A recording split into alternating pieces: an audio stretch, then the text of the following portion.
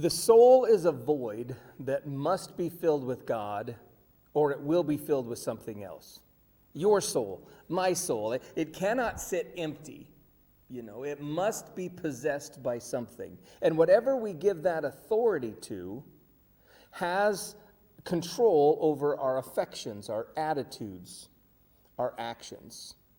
Our culture depicts it this way, that we have an angel on one shoulder and a demon on the other. It's that epic battle between right and wrong, naughty versus nice, good versus evil, and whichever one we listen to has control.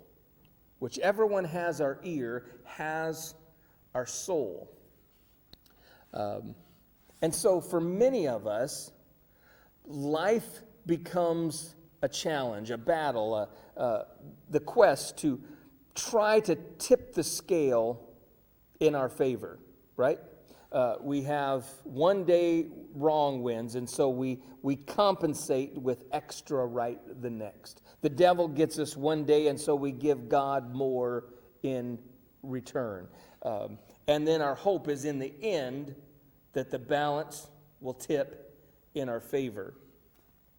But Paul says this in Romans chapter 16, I want you to be wise about what is good and innocent about what is evil.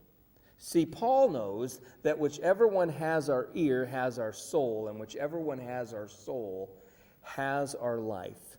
And so he's not saying try to tip the scale in the right direction. He's saying let's eliminate any of the weight that might be against us. Consider what the psalmist says. He says, search me, O God, and see if there be any wicked way in me. James gives us this instruction: resist the devil and he will flee from you. In the Lord's Prayer, Jesus says that we are to pray, lead me not into temptation, but deliver me from evil. What are all of these saying? That if we recognize that wrong is getting our ear, that naughty is beginning to win, that evil is filling our soul, we should pray against it. We should read against it. We should resist it, ignore it, drive it out. Compare that to what the psalmist says. He says, lead me in the way everlasting. James gives the instruction, submit yourself to God. The Lord teaches us in his prayer, your kingdom come, your will be done. Whenever we recognize good, we pray for it, we read for it, we fill our soul with it. Let me make it really practical. In the situation we're in right now, do you fear the worst?